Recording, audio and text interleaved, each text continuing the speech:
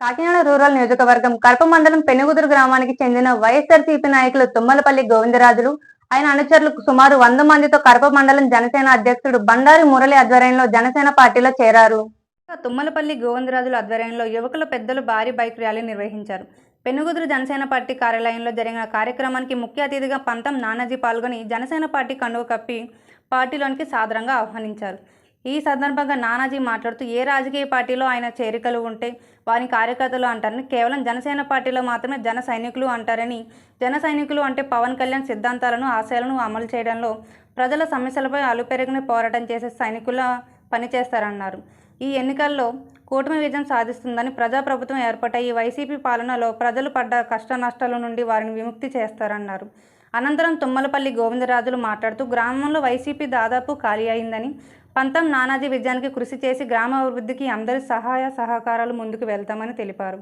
ఈ కార్యక్రమంలో తుమ్మలపల్లి మాచరరావు, రెడ్డిపల్లి నారాయణరావు, గంట నానిబాబు, తుమ్మలపల్లి వీరబాబు, పబ్బినిడి వెంకటరావు, పబ్బినిడి హరిబాబు, యాళ్ల హరినాథ్, జనసేన నాయకులు, అభిమానులు తదితరులు పాల్గొన్నారు. అయినటువంటి మన నానిబాబు, అలాగే మండల అధ్యక్షుడు మురళి గారు, పెద్దలు నారాయణరావు, మాచరావు, ఇతర జన సైనికులు, వీరమహిళలు వీరందరి యొక్క ఆధ్వర్యంలో ఇవాళ వైసీపీ పార్టీ నుంచి పెద్దలు ఇవాళ నేను జనసేన పార్టీలో చేరడం జరిగింది. నేను ఇప్పుడు దాకా వైఎస్ఆర్సీపీకి 10 సంవత్సరం బట్టి నేను ఆ పార్టీకి సేవలు అందించడం జరిగింది. అయితే ఆ పార్టీలో కొన్ని ఇబ్బందుల వల్ల నేను బయటపడవలసి వచ్చింది.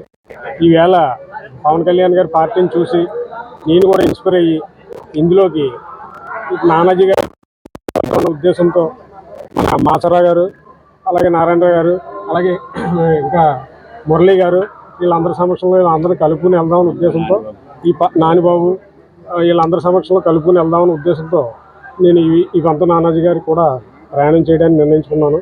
నా సేవలు పూర్తిగా పార్టీకి అంకితం చేస్తాను.